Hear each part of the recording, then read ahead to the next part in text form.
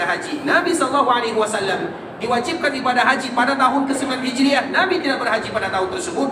Tentunya dengan alasan yang pertama, tahun ke-9 Hijriah ini adalah tahun di mana kota Madinah dikunjungi oleh orang-orang, terutama mereka yang ingin masuk ke dalam agama Islam. Mereka masuk ke dalam agama Islam, mereka ingin berjumpa dengan Nabi SAW. Kemudian mereka belajar tentang agama Islam. Sehingga dengan banyaknya orang yang datang ke kota Madinah, Nabi tidak ada waktu untuk melaksanakan ibadah yang mulia ini. Maka Nabi SAW mengutus sahabatnya yang bernama Abu Bakar untuk memimpin kaum muslimin.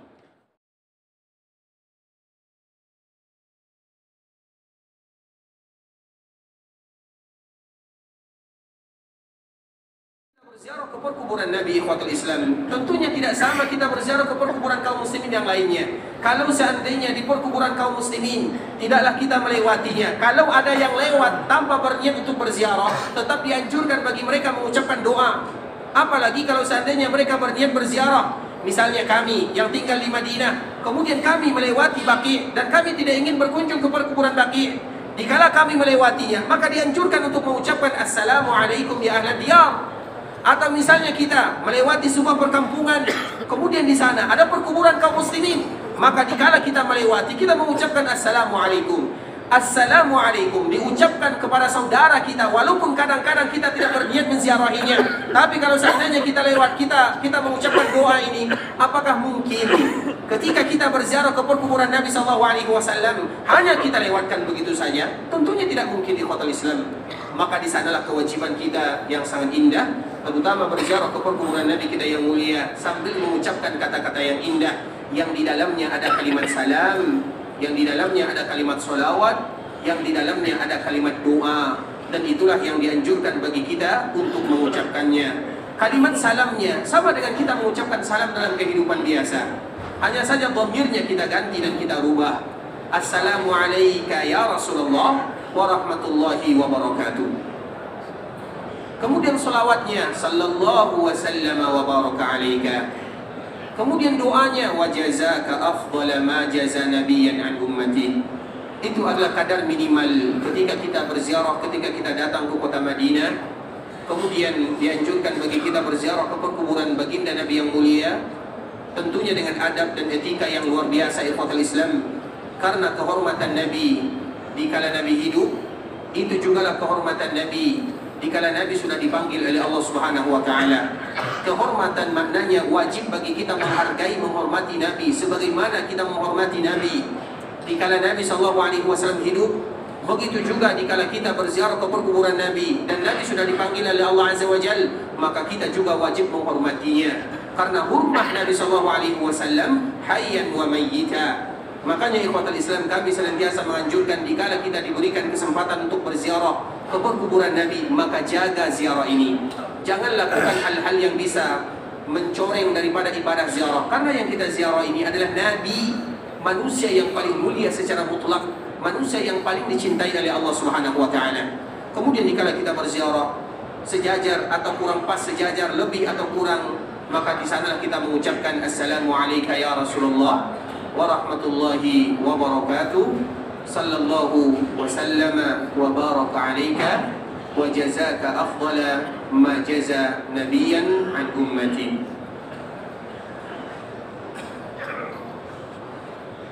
Ada yang sudah hafal? Belum. Kalau tidak hafal kita tutup saja sampai sini ya. Ikhwatul Islam, saudara kaum muslimin, insyaallah nanti kita akan kembali mengulang doa berziarah ke perkuburan Nabi SAW, karena hanya 3 kalimat ini. Kalimat yang pertama salam, Assalamualaikum warahmatullahi wabarakatuh, berubah menjadi Assalamualaikum ya Rasulullah warahmatullahi wabarakatuh. Semua kita hafal. Kemudian yang kedua, salawat. Salawat ini boleh dengan lafaz yang tadi kita sebutkan atau dengan lafaz yang lainnya. Intinya ada kalimat salawat. Maknanya, tujuan daripada kita menyampaikan ini, bahwa kita harus selalu mengucapkan salam dan salawat kepada Rasulullah Sallallahu Alaihi Wasallam, terutama dikala kita berada di kota Madinah. Kota Madinah ini, ikhwatul Islam, adalah kota Nabi Sallallahu Alaihi Wasallam. Dan semua mereka yang diberikan rezeki oleh Allah datang ke kota Madinah, berarti mereka datang ke kota Nabi. Berarti mereka yang ada di kota Madinah adalah tetangga Nabi Sallallahu Alaihi Wasallam.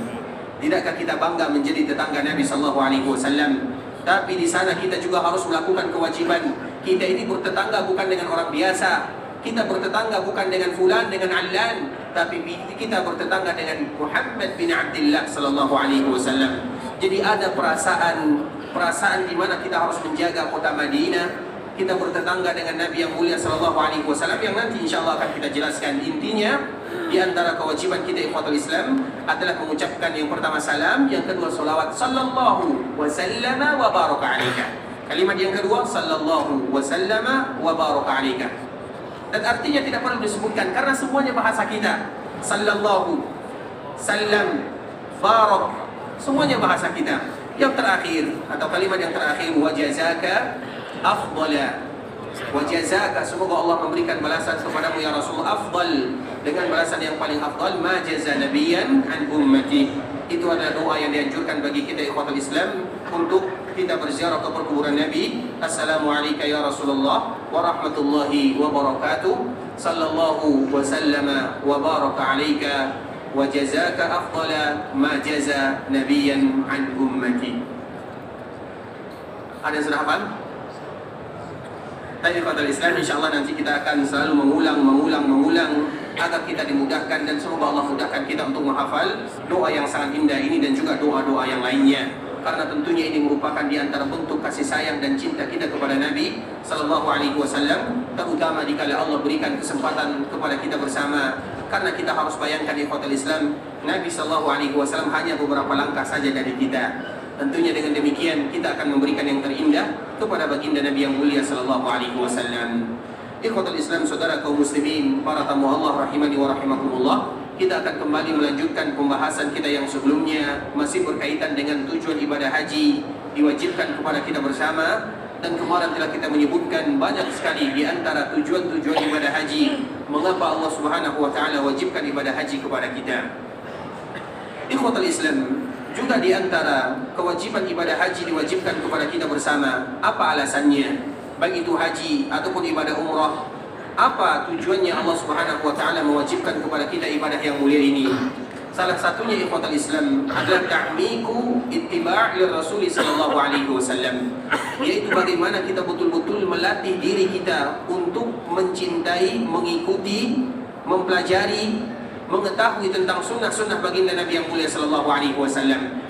Karena memang ikhwatul Islam, ketika Allah Subhanahu wa taala mewajibkan haji kepada kaum muslimin pada tahun ke-9 Hijriah, dan dikala ibadah haji diwajibkan kepada kaum muslimin pada tahun ke-9 Hijriah, pada waktu itu Nabi sallallahu alaihi wasallam belum dimudahkan oleh Allah untuk melaksanakan ibadah haji.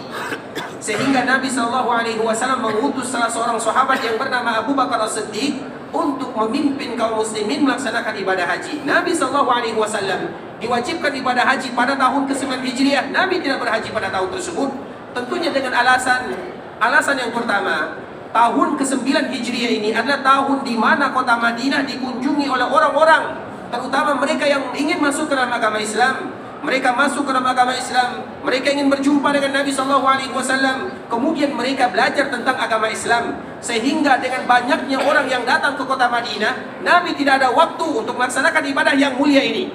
Maka Nabi sallallahu alaihi wasallam mengutus sahabatnya yang bernama Abu Bakar untuk memimpin kaum muslimin.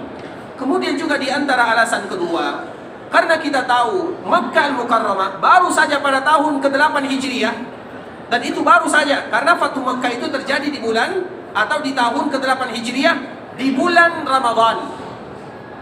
Maknanya ikhwatul Islam, Syawal, kemudian Dzulqa'dah, Nabi sallallahu alaihi wasallam pulang ke kota Madinah, kemudian bulan Dzulhijjah, kemudian bulan Al-Muharram pada tahun ke-9 Hijriah. Maknanya Makkah sudah menjadi milik kaum muslimin. Namun masih ada kadang-kadang orang-orang musyrikun yang ada di dalamnya. Kemudian begitu juga masih ada berhala-berhala di dalamnya. Makanya Nabi sallallahu alaihi wasallam tidak ingin bertawaf bersama orang-orang musyrikun.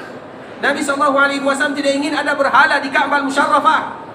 Sehingga Nabi sallallahu alaihi wasallam mengutus Abu Bakar As-Siddiq, kemudian memberikan sebuah pesan agar orang-orang musyrikun tidak ada bagi mereka pilihan ketiga, hanya dua saja. Yang pertama, kalau seandainya mereka tetap ingin tinggal di Mekah, maka masuk ke dalam agama Islam. Atau yang kedua, kalau mereka tidak ingin, tidak ada paksaan bagi mereka, tapi jangan mereka masuk ke dalam kota Mekah, atau jangan mereka tinggal di Mekah. Karena Mekah itu adalah tanah haram yang dihormati, yang dijaga, yang dimuliakan oleh Allah Subhanahu wa taala. Dan kita tahu haram Makkah, haram Madinah itu kota yang dijaga oleh Allah Subhanahu wa taala. Kapan kira-kira Makkah itu diharamkan oleh Allah Subhanahu wa taala? Siapa yang tahu? Makkah itu menjadi haram kapan? Zaman Nabi? Masya Allah, barakallahu fiik. Silakan. Insya Allah, jazakumullahu khairan. Bayakum, barakallahu fiik. Tapi salah ya? Barakallahu fiikum ya umatul Islam. Makkah itu diharamkan oleh Allah Subhanahu wa taala semenjak Allah ciptakan langit dan bumi. Bukan dari zaman Nabi Ibrahim. Zaman Nabi Ibrahim, kita tahu, dikala Nabi Ibrahim meletakkan putranya yang bernama Ismail, meletakkan istrinya yang bernama Hajar. Apa doa Nabi Ibrahim alaihissalam dikala meninggalkan mereka berdua? Padahal Makkah pada waktu itu, Ka'bah pada waktu itu sudah ada atau belum? Sudah ada, tapi pondasinya saja, bangunannya sudah hilang. Apa doa Nabi Ibrahim? Rabbana inni askantu min dzurriyyati biwadin ghairi dzi zar'in 'inda baitikal muharram. Padahal Allah Subhanahu wa taala belum mewajibkan kepada Nabi Ibrahim untuk mengangkat bangunan Ka'bah, tapi dia sudah tahu bahwa ini adalah tanah yang haram. Inda baitikal muharram, maknanya berarti sebelum Nabi Ibrahim sudah diharamkan oleh Allah. Berarti diharamkan oleh Allah Subhanahu wa taala semenjak Allah Subhanahu wa taala menciptakan langit dan bumi. Intinya ikhwatal Islam. Nah, dikala tahun ke-9 Hijri ini, Nabi sallallahu alaihi wasallam tidak lagi bercampur. Makanya Allah turunkan sebuah ayat yang bernama surat Taubah atau surat Bara'ah. Salah satu isinya adalah ya ayyuhalladzina amanu innamal musyrikuuna najasun fala yaqrabul masjidal harama ba'da 'amihim hadza. Wahai orang-orang yang beriman, ketahuilah sesungguhnya orang-orang musyrikun itu adalah najasun. Najasun itu artinya najas. Najas berbeda dengan najis. Najas itu yang salah hatinya, akidahnya, keyakinannya. Kalau najis itu yang salah adalah bendanya. Nah, orang musyrikun, mereka tahu yang menciptakan mereka Allah, yang memberi rezeki kepada mereka Allah, yang memudahkan urusan mereka Allah. Mereka semua tahu. Makanya Allah Subhanahu wa taala senantiasa menyebutkan di Al-Qur'an, "Wa la in sa'altahum man khalaqas samawati wal arda la yaqulunna Allah." Kalau kalian bertanya kepada mereka, siapa yang menciptakan langit dan bumi? Siapa yang memberikan kepada kalian rezeki? Semua mereka akan mengatakan Allah. Mereka tahu Allah Subhanahu wa taala. Tapi dikala mereka tahu, mereka juga tidak beribadah kepada Allah Subhanahu wa taala. Maknanya ikhwatul Islam, yang salah itu adalah keyakinannya. Mereka tahu Allah yang memberikan, Allah yang memudahkan, Allah yang melakukan semuanya. Tapi kenapa mereka tidak beribadah kepada Allah? Kenapa mereka harus menyembah Uzza, Hubal, Latta, Manat dan berhala-berhala yang ada di Ka'bah Musyarrafah dengan berbagai macam alasan?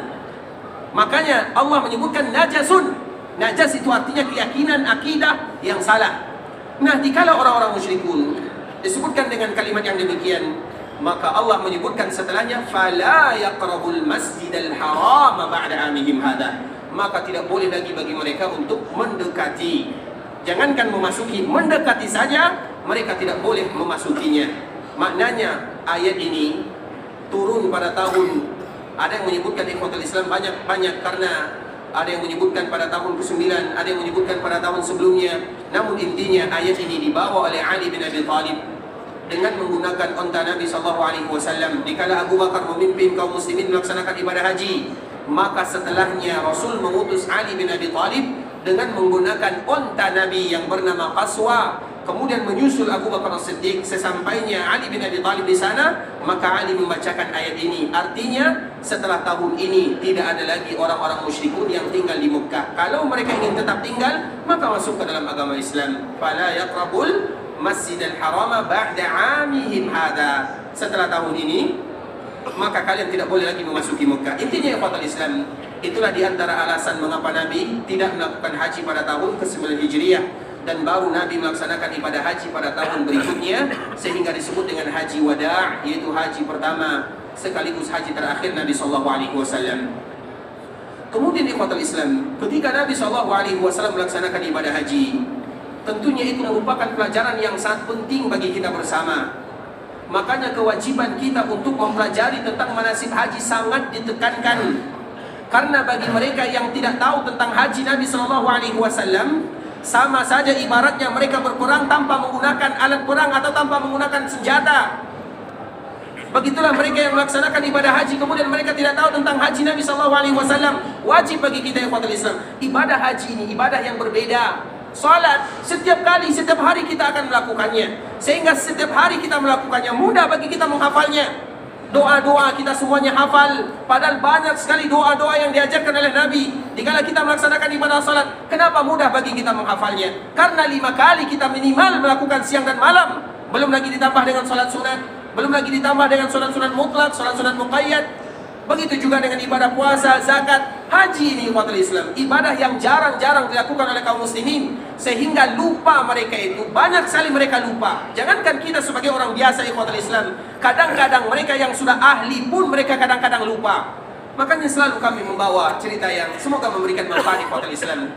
Ada seseorang yang diberikan oleh Allah Subhanahu wa taala kelebihan di dalam menulis. Dia banyak tulisannya, dan salah satu tulisannya adalah berkaitan dengan masalah ibadah haji. Tapi sayangnya dia belum berhaji. Dia hafal semuanya, tapi sayangnya dia belum berhaji. Dan tulisan dia ini ikhwatul Islam masyhur, dan memang banyak para ulama demikian. Karena kadang-kadang sebagian para ulama, kadang mereka mengarang, menulis, tapi mereka belum melakukannya. Contohnya misalnya Imam An-Nawawi rahimahullahu ta'ala yang meninggal pada tahun 676 Hijriah. Banyak kitabnya, salah satunya adalah kitab-kitab, dan kita tahu bagaimana karangan Imam An-Nawawi. Salah satunya adalah masalah pernikahan. Imam Nawawi ahli dalam masalah ini. Tapi pernahkah Imam An-Nawawi menikah? Maknanya yang kata Islam demikianlah para ulama. Salah satunya ulama ini, dia mengarang tentang masalah haji. Kemudian, tapi dia belum ditakdirkan oleh Allah untuk melaksanakan ibadah haji. Kemudian suatu ketika, dan kitabnya sudah masyhur, sudah dibaca, dimanfaatkan oleh kaum muslimin. Suatu ketika ikhwatul Islam, dia melaksanakan ibadah haji. Tiba-tiba ketika dia sampai di tanah suci melaksanakan ibadah haji, ada rangkaian yang dia ragu di dalamnya. Kemudian dia bertanya kepada temannya yang ada di samping, atau kepada orang lain, intinya dia bertanya kepada orang yang ada di sana, "Wahai fulan, kira-kira apa yang harus kita lakukan dalam keadaan seperti ini?" Apa jawaban orang yang tadi dia bertanya kepadanya? "Wahai fulan," karena mereka tidak saling mengenal. Karena di dalam haji kita tidak kenal, tapi kita sama. Kita sama-sama memakai pakaian yang sama. Kemudian kita salat dalam satu tempat yang sama. Hitam putih tidak ada di sana, semuanya sama-sama hamba Allah Subhanahu wa taala. Profesi kita sama-sama Abdullah. Kemudian ikhwatul Islam, dikala dia bertanya dan dikala ditanya, orang ini dikala ditanya, apa jawabannya? Kalau kamu ingin tahu jawabannya, maka bacalah kitab yang dikarang oleh fulan. Fulan itu dirinya, baca kitab itu. Maknanya ikhwatul Islam, kalau seandainya demikian keadaannya, bagaimana kita yang mungkin jarang melaksanakan ibadah yang mulia ini, atau ada di antara kita yang hanya sesekali, kadang ada di antara kita yang mungkin harapannya 1 kali seumur hidup melaksanakan ibadah yang mulia, maka tentunya belajar tentang manasik haji Nabi itu hukumnya wajib. Sehingga Nabi SAW menyebutkan, "Litakhudhu anni manasikakum." Hendaklah kalian betul-betul mengambil manasik itu dari diriku. Bagaimana pula kita mengambil manasik dari Nabi SAW? Apakah mudah bagi kita mengambil manasik dari Nabi? Mudah sekali ikhwatul Islam. Dan kita tahu mengambil manasik dari Nabi SAW karena bukan ini saja yang disebutkan oleh Nabi. Misalnya dalam masalah perkara yang lain, "Sallu kama ra'aitumuni sholli." Hendaklah kalian salat sebagaimana aku salat. Apakah kita tahu bagaimana Nabi salat? Banyak caranya. Karena dulu ikhwatul Islam, dulu para ulama mereka tidak terbiasa menulis. Di samping catatan tidak ada, buku tidak banyak, kemudian begitu juga dengan yang lainnya. Namun pada akhirnya atau ketika masuk abad kedua Hijriah, maka para ulama sudah banyak menulis. Mereka mengumpulkan hadis-hadis Nabi SAW dan sangat jelas sekali ikhwatul Islam. Misalnya mereka menyebutkan Nabi SAW dikala sampai di miqat, kemudian Nabi SAW menyebutkan labbaik Allahumma umratan wa hajja, karena Nabi SAW melakukan haji qiran. Kemudian Nabi SAW salat di sana. Kemudian Nabi SAW bertalbiyah. Mudah sekali ikhwatul Islam. Karena agama itu tidak ada yang sulit. Tak mungkin Allah menurunkan agama kepada manusia untuk memberikan kesulitan kepada mereka. Tak mungkin. Agama ini sesuatu yang kita butuhkan. Dan sesuatu yang kita butuhkan pasti diberikan kemudahan oleh Allah Azza wa Jalla. Maknanya ikhwatul Islam, banyak hadis-hadis yang mudah bagi kita orang awam pun dikala mereka membaca, mudah bagi mereka memahaminya. Iya, kita tetap belajar. Iya, kita tetap mengambil perkataan para ulama. Iya, semuanya, karena mereka itu adalah ulama yang memberikan kepemahaman kepada kita bersama. Tapi banyak ayat-ayat ataupun hadis Nabi SAW yang dimudahkan oleh Allah. Tak mungkin Allah memberikan kesulitan kepada kita bersama, apalagi belajar tentang agama. Memang ada ikhwatul Islam, ada hal-hal atau hadis-hadis Nabi SAW yang tak mungkin bagi kita untuk memahaminya tanpa bertanya kepada para ulama. Tapi banyak juga hadis-hadis Nabi SAW yang mudah bagi kita untuk memahaminya. Salah satunya ikhwatul Islam, masalah manasik ini. Makanya banyak kita menyebutkan hadis-hadis Nabi SAW mudah bagi kita memahaminya. Contohnya, Nabi SAW menyebutkan dikala kita ingin melontar, misalnya, atau perkataan Abdullah bin Umar atau Umar bin Khattab radhiyallahu ta'ala anhu, dia menyebutkan kunna natahayyan fa idza zalatis syamsu ramaina. Dulu dikala kami berhaji bersama Nabi SAW, kami melihat dan betul-betul menunggu matahari. Apabila matahari sudah tergelincir, maka kami akan melontar. Apa sulitnya bagi kita memahami hadis ini, ikhwatul Islam? Atau juga misalnya hadis Nabi SAW dikala Nabi tawaf, atau dikala Nabi SAW melontar jamarat. Nabi SAW dikala ingin melontar jamarat, Nabi memerintahkan Abdullah bin Abbas ambil kerikil, dan ambil kerikil yang bisa dijadikan untuk melempar seperti ini. Hasa, ya ibarat seperti mainan kita, apa namanya? Kelereng. Jangan terlalu besar, jangan terlalu kecil. Apa bagi kita kesulitan untuk memahaminya? Misalnya wanita, misalnya dikala mereka selesai ingin tahallul, ingin mengambil rambutnya, kumpulkan rambutnya, kemudian potong misalnya biqadril unmulah. Apa sulitnya bagi kita memahami ikhwatul Islam? Karena tidak mungkin Allah turunkan agama kemudian memberikan kesulitan kepada kita. Tidak mungkin demikian. Sehingga maknanya ikhwatul Islam, kesempatan bagi kita untuk memahami agama banyak sekali. Iya, kita wajib berguru kepada para ulama, karena mereka yang akan menyampaikan kita kepada firman Allah dan juga hadis Nabi SAW. Tinggal kewajiban kita untuk senantiasa, karena dengan membaca, misalnya kita membaca ikhwatul Islam, kita baca buku manasik haji misalnya. Iya, tidak mungkin semuanya kita paham, tapi banyak hal-hal yang juga bisa kita pahami. Sehingga tidak ada alasan bagi kita kecuali wajib belajar tentang agama, terutama dikala Allah wajibkan kita melakukan ibadah yang mulia ini. Salah satunya adalah ibadah manasik haji. Maka wajar Nabi menyebutkan lita'khudhu anni, kalian itu harus ambil manasik ini dariku. Maknanya kita baca hadis Nabi SAW, bagaimana tata cara haji Nabi SAW. Karena ikhwatul Islam, di antara salah satu tujuan ibadah haji diwajibkan adalah untuk betul-betul menanamkan di dalam jiwa kita ini ketundukan kepada agama dan betul-betul mengikuti baginda Nabi yang mulia SAW. Dan kita akan memberikan contoh ikhwatul Islam. Kita tahu di zaman Umar bin Khattab radhiyallahu ta'ala anhu, kita tahu Umar bin Khattab radhiyallahu ta'ala anhu menjadi pemimpin kaum muslimin pada tahun, kapan Umar menjadi pemimpin kaum muslimin? Tahun 15 atau 16? Berapa? 16, Masya Allah. Barakallahu fiik. Silakan. Tapi salah ya. Kapan Umar bin Khattab menjadi pemimpin kaum muslimin? Nabi kapan meninggal? Tahun 10 atau 9? 10 tapi haji.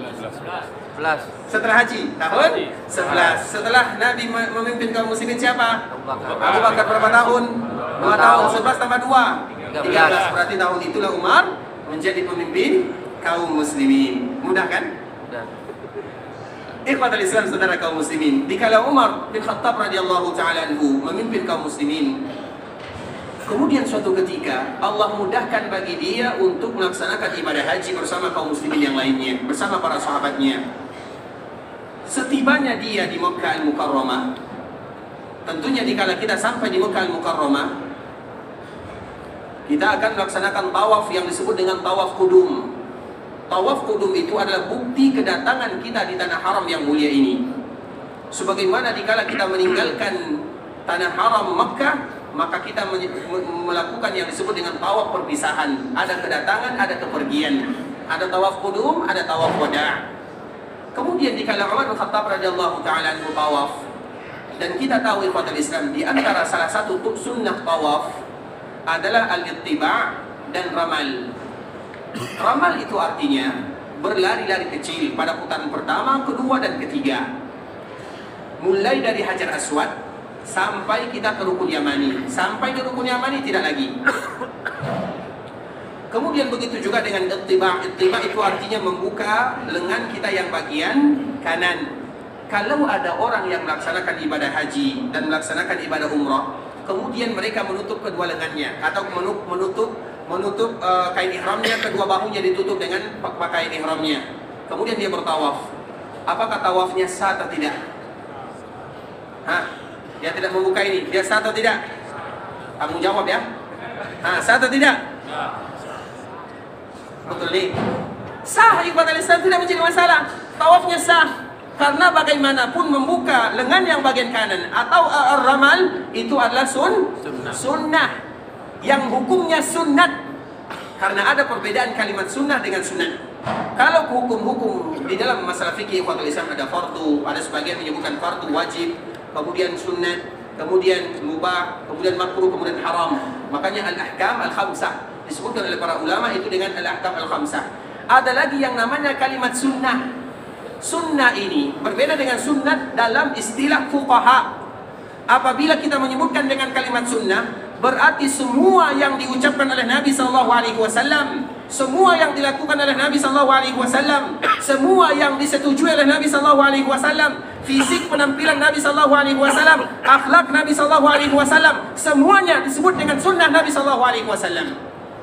Jadi kita membahas sunnah Nabi bukan membahas tentang hukumnya. Makanya sunnah Nabi itu ada hukumnya wajib, ada hukumnya sunnah, ada yang mubah-mubah saja, tapi semuanya berada di bawah payung sunnah Nabi SAW.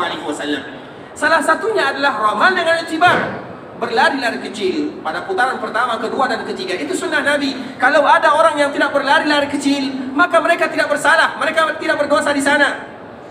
Nah, itulah yang digambarkan oleh Umar bin Khattab radhiyallahu ta'ala anhu kepada kita bersama. Ini sunnah yang hukumnya sunat, tidak wajib. Kalau kita lakukan dapat pahala, kalau kita tinggalkan tidak berdosa. Nah, dikala Umar radhiyallahu ta'ala anhu dia sampai di Mekkah Mukarramah, kemudian dia ingin tawaf. Nah, dikala dia tawaf, dia ingin ramal dengan ittiba'. Dia mengatakan, "Famalir ramal?" Apa gunanya kita ramal? Seolah-olah dia bertanya kepada dirinya, apa gunanya sekarang kita melakukan ramal? Kenapa Umar bertanya yang demikian? Karena Umar radhiyallahu ta'ala anhu tahu kenapa ramal ini disunnahkan kepada kaum muslimin. Ada sebabnya, ada sebab urutnya. Bukan disunnahkan oleh Nabi SAW begitu saja tanpa ada sebab. Dan sunnah itu ikhwatul Islam, ada yang ada sebabnya, ada yang tidak ada sebabnya.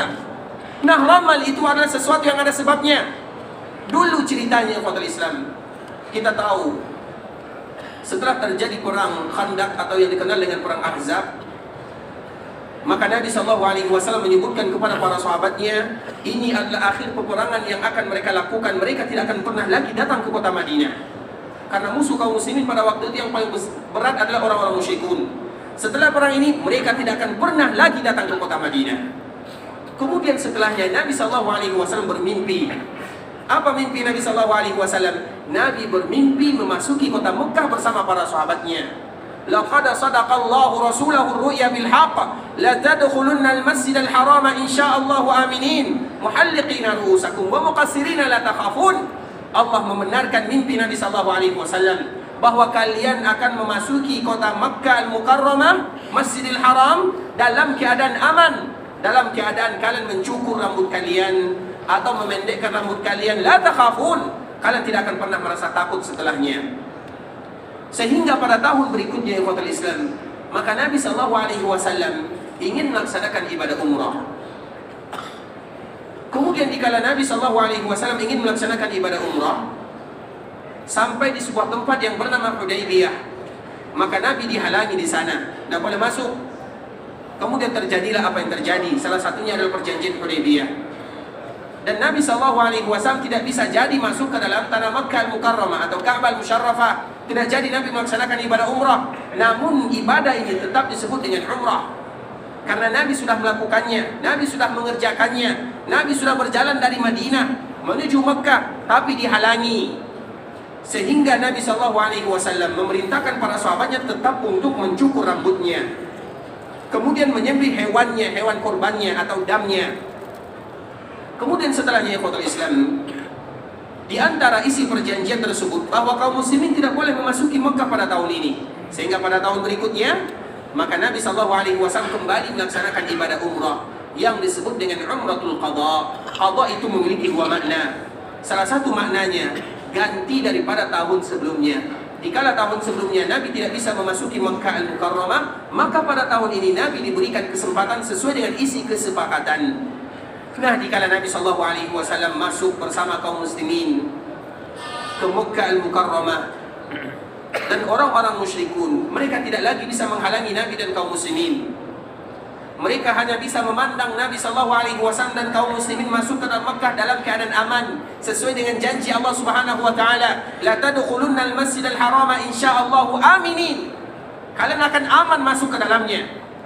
Kemudian setelah Nabi SAW sampai, maka terdengarlah ocehan-ocehan atau celotehan orang-orang yang ada di sana, orang-orang Makkah yang masih kufur kepada Allah dan Rasulnya.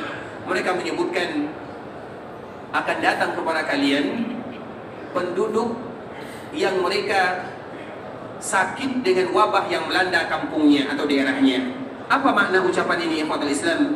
Karena memang kota Madinah itu dulunya adalah kota wabah penyakit, au ba'u ardillah, yaitu tanah yang paling banyak wabah penyakitnya. Ketika Nabi hijrah, ketika para sahabat hijrah, maka banyak di antara mereka yang sakit. Abu Bakar As-Siddiq sakit dengan sakit yang luar biasa. Begitu juga dengan Bilal. Maka di saat itulah Nabi berdoa kepada Allah, ya Allah, angkat wabah yang ada di Madinah ini, pindahkan ke sebuah tempat yang bernama Juhfah. Kalau kita meninggalkan Mekah menuju Madinah, atau dari Madinah menuju Mekah, maka kita akan mendapatkan sebuah tempat yang namanya Juhfah, tidak terlalu jauh dari Mekah Al-Mukarramah. Nah, itulah doa Nabi SAW. Wabah ini, karena wabah itu tidak akan hilang, tapi Nabi ingin dipindahkan ke tempat yang lainnya, jangan di kota Madinah, karena Nabi SAW dan para sahabatnya akan tinggal di dalamnya. Maka Nabi berdoa kepada Allah, ya Allah, pindahkan wabah ini. Kemudian setelah Nabi berdoa yang demikian, maka Nabi melanjutkan kalimatnya, Allahumma habbib ilaina al-Madinah ka hubbina Makkah aw ashadda. Ya Allah, tanamkan kecintaan kepada kami terhadap kota Madinah sebagaimana kami mencintai Makkah, atau kecintaan kami terhadap Madinah melebihi kecintaan kami terhadap kota Makkah. Nah, orang-orang musyrikun, ikhwatul Islam, mereka tetap masih memberikan gelar kepada kota Madinah kota wabah, karena memang banyak penyakitnya, dan mereka tidak tahu tentang doa Nabi SAW, karena mereka belum beriman kepada Nabi SAW. Sehingga pada tahun ke-7 Hijriah ini mereka datang, atau dikala kaum muslimin datang melaksanakan ibadah umrah, kemudian mereka hanya bisa melihat saja. Namun mereka mengucapkan kalimat antara satu dengan yang lainnya, akan datang kepada kalian penduduk yang membawa wabah penyakit. Maknanya mereka itu adalah orang-orang lemah karena penyakit yang melanda. Itulah bahasa yang mereka ucapkan kepada antara satu dengan yang lainnya. Tentunya Nabi SAW diberitahukan oleh Allah Subhanahu wa taala. Maka dengan demikian, karena mereka duduknya, makanya tadi kita menyebutkan di ikhwatul Islam, ramal itu dianjurkan mulai dari kita Rukun Hajar Aswad sampai ke Rukun Yamani. Itu dianjurkan bagi kita ramal. Karena dulu orang-orang musyrikun duduknya di bagian sana, di bagian Hijr Ismail, atau yang kita kenal dengan Hijr Quraisy. Sehingga antara Rukun Yamani dengan Hajar Aswad, kaum muslimin berjalan seperti biasa. Alasannya, sebabnya apa? Karena orang musyrikun dulu menghina kaum muslimin. Sehingga apa kata Nabi SAW? Wahai sahabatku, nanti kalau kalian ingin tawaf, maka lakukanlah ramal. Membuka ittiba, kemudian ramal. Ramal dengan ittiba, dua sunnah yang tidak bisa terpisahkan. Maka di saat mereka ingin tawaf, mereka berlari dari kecil. Dilihat oleh orang-orang musyrikun. Apa kata mereka? Inilah orang-orang yang tadi kalian hina, yang kalian sebut mereka adalah lemah. Mereka sudah melakukan perjalanan 6-7 hari. Kemudian sampai di Mekah, mereka berlari-lari dikala mereka tawaf. Tidak pernah dilakukan oleh orang sebelumnya. Maknanya ternyata kaum muslimin adalah orang yang kuat, sehingga membatalkan ungkapan yang disebutkan oleh orang-orang musyrikun. Nah, di zaman Umar, ikhwatul Islam, dikala Umar ingin melaksanakan ibadah ini, maka Umar bertanya kepada dirinya, famalir ramal. Sekarang di zaman Umar adalah zaman keemasan kaum muslimin. Kaum muslimin sudah kuat, tidak ada lagi orang musyrikun di sana. Namun Umar bertanya kepada dirinya, famalir ramal, apa gunanya kita ramal? Sama dengan pertanyaan kita sekarang ini, apa gunanya kita ramal? Semua yang ada di Ka'bah, mereka kaum muslimin. Orang musyrikun tidak ada lagi di sana. Yang menghina kita tidak ada lagi di sana. Dan itu jugalah yang diungkapkan oleh Umar bin Khattab. Namun Umar bertanya kepada dirinya, kemudian dia juga yang menjawab, syai'un sana'ahu Nabi sallallahu alaihi wasallam fala nuhibbu an natrukahu. Sesuatu yang dilakukan oleh Nabi sallallahu alaihi wasallam maka kita tidak suka untuk meninggalkannya. Artinya apa, ikhwatul Islam? Sunnah Nabi tetaplah menjadi sunnah Nabi sampai hari kiamat. Ada sebabnya, tidak ada sebabnya, maka itu sunnah Nabi sallallahu alaihi wasallam walaupun hukumnya sunnah.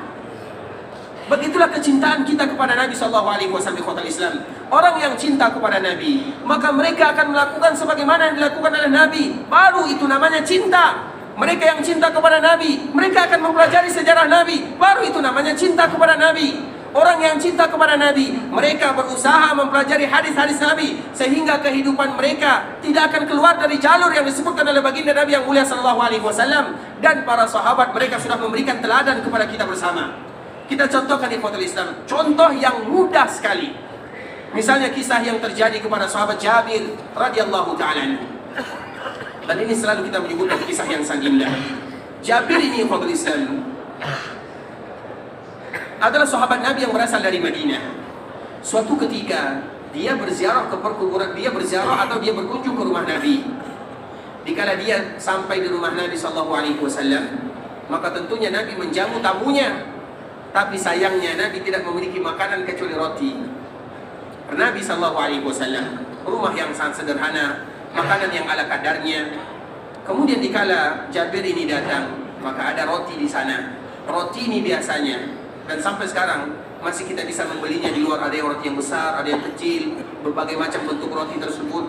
Roti ini biasanya kalau dimakan tanpa ada teman, roti ini sulit, tidak ada rasanya, hambar rasanya.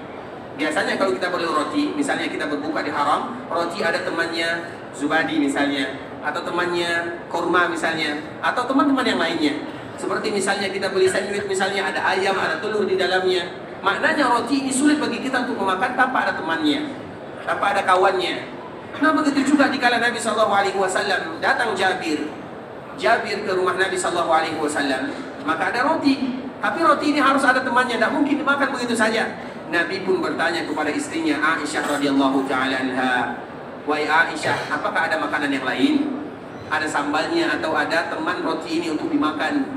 Maka Aisyah mengatakan, tidak ada ya Rasulullah, tidak ada temannya, tidak ada yang lain kecuali khal. Khal itu banyak maknanya, ada yang menyebutkan artinya cuka, intinya seperti garam dan yang semisalnya. Khal itu kalau kita ingin tahu nanti cari di luar sana. Kalau kita beri roti tambah khal bilang, sehingga nanti kita bisa lihat khal. Dan tidak semua orang yang suka khal. Dan itu adalah masalah selera biasa. Ada yang suka, ada yang tidak, itu biasa. Nah Jabir ikhwatul Islam adalah salah satu orang sahabat Nabi SAW yang tidak suka kepada khal. Dia tidak suka. Dan ketidaksukaan dia kepada khal itu adalah tabiat manusia. Tidak boleh bagi kita memaksakan yang demikian. Ada orang yang suka durian, ada yang tidak suka durian. Tidak boleh kita paksa. Kenapa kamu tidak suka padahal enak sekali? Tidak bisa kita paksa. Itu masalah selera, urusan dia. Itu bahasa kitanya. Tidak boleh bagi kita memaksanya. Nah Jabir radhiyallahu ta'ala anhu, salah seorang sahabat Nabi yang tidak suka kepada khal. Dikala Nabi bertanya kepada istrinya, apakah ada makanan atau tidak? Maka apa jawaban Aisyah? Tidak ada kecuali khal. Dikala Aisyah mengatakan tidak ada khal, maka di saat itulah Nabi menyebutkan ni'mal udum al khal. Sebaik-baik makanan itu adalah khal. Karena Nabi tidak pernah menyakiti hati keluarganya. Karena di antara sifat atau sunnah atau akhlak Nabi, kalau ada makanan yang Nabi suka, Nabi makan. Kalau Nabi tidak suka, Nabi tinggalkan tanpa mengeluarkan kata-kata. Itulah hadis atau itulah Nabi kita yang mulia sallallahu alaihi wasallam. Nah, dikala Aisyah mengatakan tidak ada lagi yang lain ya Rasulullah kecuali khal, maka Nabi mengatakan khal itu adalah makanan yang terbaik. Kemudian Nabi mengambil khal. Kemudian Nabi makan. Apa kata Jabir? Semenjak Nabi mengatakan bahwa khal itu adalah makanan yang terbaik, maka semenjak itu pula lah aku suka kepada khal, karena sukanya Nabi SAW kepada khal. Padahal itu masalah selera ikhwatul Islam. Namun di sana ada pelajaran yang luar biasa, ada pesan moral. Karena apabila kita cinta kepada seseorang, kita akan berusaha mencontohnya dalam masalah apa saja. Nabi SAW adalah seorang Nabi yang paling dicintai oleh para sahabatnya. Jabir tidak suka kepada khal, namun karena dia sayang kepada Nabi, maka dia sayang kepada makanan yang disayang oleh Nabi SAW. Dan tidak sampai di situ saja. Jabir ini hadisnya diriwayatkan oleh periwayat yang berikutnya, sanad yang lain di bawahnya. Yang meriwayatkan hadis dari Jabir ini mengatakan, aku juga tidak suka kepada khal. Namun semenjak aku meriwayatkan hadis dari Jabir dari Nabi SAW bahwa Nabi mengatakan sebaik-baik makanan adalah khal, maka semenjak itu pula lah aku suka kepada khal. Itu yang namanya cinta, ikhwatul Islam. Dan itulah kecintaan kita kepada Nabi SAW. Kita suka kepada apa yang Nabi suka, kita tidak suka kepada apa yang Nabi tidak suka dalam masalah agama. Bahkan para sahabat Nabi SAW, mereka melewatkan bahkan dalam masalah dunia pun mereka akan mencintai apa yang Nabi cinta. Mereka tidak cinta kepada apa yang Nabi tidak cinta. Dan itu bukan satu contohnya. Begitu juga dengan hadis yang lain, hadis Anas bin Malik radhiyallahu taala anhu. Anas ini ikhwatul Islam, sama kisahnya hampir mirip dengan Jabir bin Abdullah.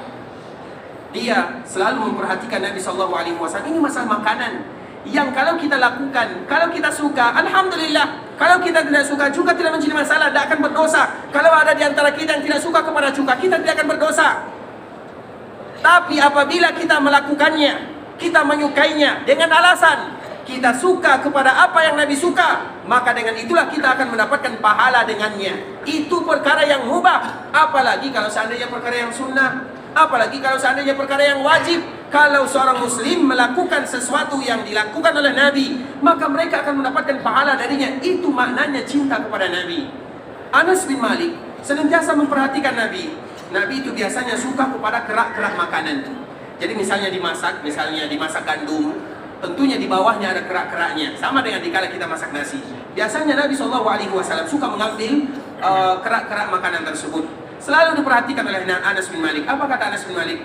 Semenjak Nabi melakukan yang demikian, kita tidak tahu alasannya. Bisa jadi karena Nabi suka, atau bisa jadi Nabi karena tidak ingin mubazir. Kita tidak tahu.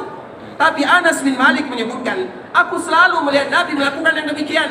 Semenjak aku melihat Nabi demikian, aku pun melakukan sebagaimana yang dilakukan oleh Nabi SAW. Itu baru perkara biasa, ikhwatul Islam. Apalagi kalau seandainya perkara agama, perkara yang betul-betul kita dianjurkan mencontoh Nabi. Dan itulah makna daripada cinta sebenarnya. Dan itulah diantara salah satu tujuan ibadah yang mulia ini diwajibkan kepada kita bersama. Apabila kita berhasil mencontoh, mengikuti, menjadikan Nabi sebagai suri tauladan dalam ibadah haji, maka demikian juga dalam ibadah-ibadah yang lainnya. Sehingga dengan itulah kita akan mengaplikasikan hadis Nabi SAW, "Lita'khudhu anni manasikakum." Hendaklah kalian mengambil manasik itu dariku. Ikhwatul Islam, permasalahan ini insyaallah kita akan kembali menyambungnya keesokan hari, dan semoga Allah Subhanahu wa taala memberikan kemudahan kepada kita. Karena waktu kita tinggal beberapa menit lagi, kalau ada di antara kita yang bertanya, maka kami persilakan.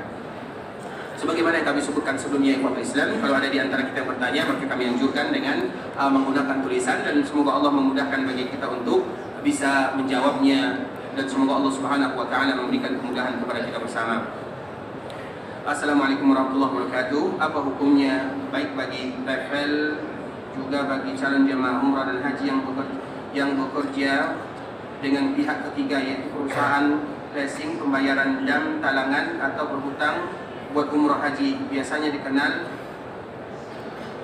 berangkat dulu, bayar belakangan. Artinya seolah-olah pertanyaannya, kami tidak terlalu tahu tentang keadaannya, tapi seolah-olah pertanyaannya, apakah boleh bagi kita berhaji dan berumrah dan kita berhutang dulu, bayarannya nanti, atau kalau bahasa kitanya dikredit hajinya? Apakah seperti itu soal pertanyaannya? Nah, boleh atau tidak ikhwatul Islam? Boleh atau tidak? Nah, boleh atau tidak? Kita umrah, kita haji, tapi berhutang. Boleh. Boleh enggak? Boleh. Asal bisa bayar. Dia mengatakan boleh, mungkin yang melakukannya. Iya atau tidak? Mungkin. Bisa jadi tidak. Nah, ikhwatul Islam, kita mengatakan boleh, kita juga mengatakan tidak boleh. Boleh dan tidak boleh. Bagaimana? Jika mampu bayar boleh. Jika kemampuan bayar boleh. Nah, karena setiap ide itu berbeda keadaannya. Ada orang yang berhutang melaksanakan ibadah umrah dan ibadah haji, dan dia tahu setiap bulan dia ada uang masuk, uang gajinya, uang masukan dalam setiap bulannya, misalnya gajinya 10 juta. Dan dia bisa akan menyisihkan 5 juta setiap bulannya. Maka kalau seandainya dia demikian keadaannya, berangkatlah melaksanakan ibadah yang mulia ini, tapi dengan syarat haji Islam dan umrah wajib. Haji Islam itu apa maknanya? Haji yang pertama. Untuk haji yang kedua dan yang ketiga, nabung saja.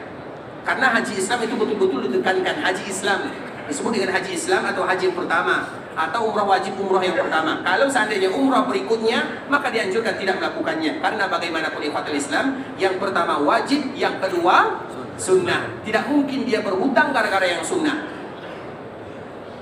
Oleh karenanya, apabila ada di antara kita yang melakukan demikian dan dia merasa dirinya mampu, misalnya ibadah umrah berangkatnya sekarang 30 jutaan misalnya, atau 10.000 ringgit misalnya, dia ada gajinya 10 juta per bulan misalnya, untuk memberikan motivasi pada dirinya, harus saya berangkat, nanti dibayar setelahnya. Boleh demikian kalau seandainya dia merasa, tapi umrah wajib.